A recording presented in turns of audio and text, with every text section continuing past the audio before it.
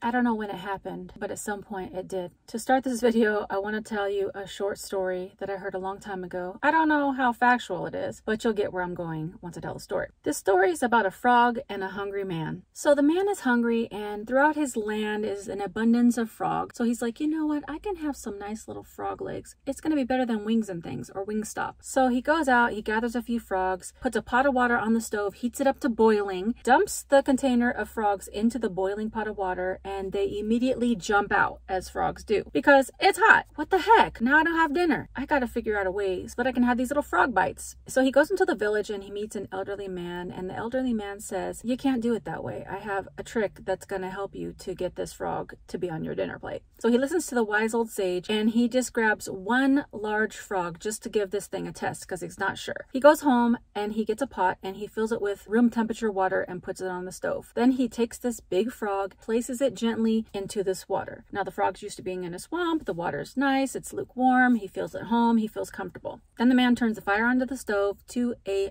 low simmer. The water starts to heat up just a little bit, but the frog feels comfy cozy. It's like being in a bath. The man is like, all right, this frog hasn't jumped out yet, so let me turn it up a little bit. Now the frog's like, all right, it's getting a little warm, but it's like a jacuzzi. I'm chilling. The man notices the frog's not jumping out, so he turns it up to medium. Now the frog is feeling nice and saucy, and he's just like, you know what? This is a vibe. I feel good. My tension's going away, and my little frog muscles are loosening up, and the frog kind of falls into like a little twilight sleep. So the man notices, so he turns it up to high. The water starts to boil. The frog is cooked. The man had a frog leg dinner because he made the frog feel comfortable in his own element, and he tricked him into thinking that that was normal. In this story, I'm not the hungry man, I'm actually the frog. When I started my nomad journey, I was excited, happy, I was full of curiosity, I was focused on God leading the way, trying to share my journey in a natural, realistic, happy way. Somewhere along the journey, the water got turned up a little bit. The different levels of heat are the different stressors in my life, and I'm not going to go through all of them. There were so many issues. It just chipped away at my joy. And on top of that, I was getting a lot of negative comments, not more than positive comments, but it doesn't matter. Even if you read one negative comment a day over 3 years, it can really get to you. And also, over time, I saw all the comments of people wanting me to do this and that. Other creators telling me that you got to do it this way, and then you watch videos how to do this better and get people to watch the videos. And it started to just seep into my mind more. And I've never in my existence been a workaholic, but here I am. And the only way that I would have known this is because I just recently had surgery, and the recovery is 4 to 6 weeks. So it's forced me to have downtime. Even during the recovery, I could not lay still. I've been antsy. I've been wanting to just go.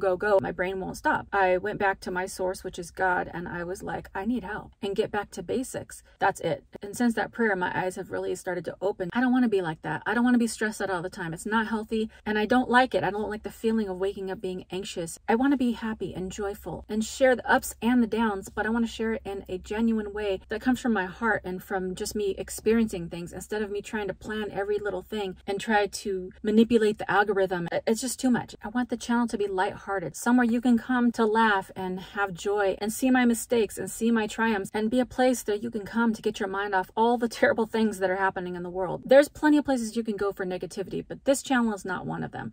That sounds awesome. Sign me up. All you gotta do is hit that subscribe button and the notification bell and throw a like on this video. Right before my surgery, I hit extreme creator burnout, which happens to a lot of creators. You are almost in a battle with yourself, trying to figure out the next thing and never being able to shut your brain off. And I don't want to live my life like that. So I've decided to simplify. I'm taking it one day, one project at a time, and I'm getting ready to get back on the road. Everything is in shambles right now, but that's how everybody starts out. And those are the things that I want to share. The reality, even when things don't go as planned. So moving forward, my videos might seem a little more simple, not as edited. I'm still going to do my best to provide as much value as possible, but it may look a little different. And there's a lot of new people joining the Snack Pack, our family, our community, and I want to say welcome. And just to reintroduce myself to those that are new, I'm Allison. I used to live in a car. Now I live full-time in a van. I love being real, being funny, and sharing my journey. So I'm looking forward to sharing the realities of van life, showing you how I cook in the van, find parking, how I handle grooming and cleaning and meeting people, and all the things that anybody has questions about when you first start van life. I'm just going to show you my daily life and share my journey and show you all the beautiful things along the way. There's going to be times where I check into a hotel to get off the road, stay with friends, house sit, pet sit, and in the kind of near future, I'm going to be looking for a piece of land or a place of my own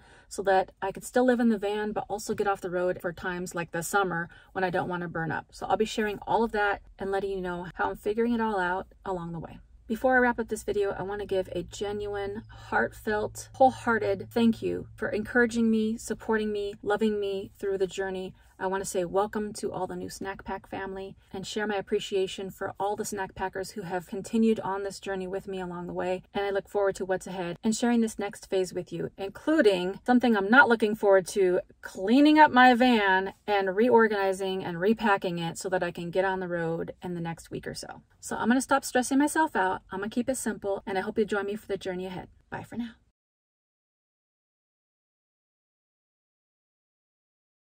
But you'll get where I'm going. The story starts with this little frog. No. He goes home, he puts, what? Well, I don't know. Well, full of curiosity. I was full of excitement when I started my, what? So I'll be sharing all of that All you gotta do is sit.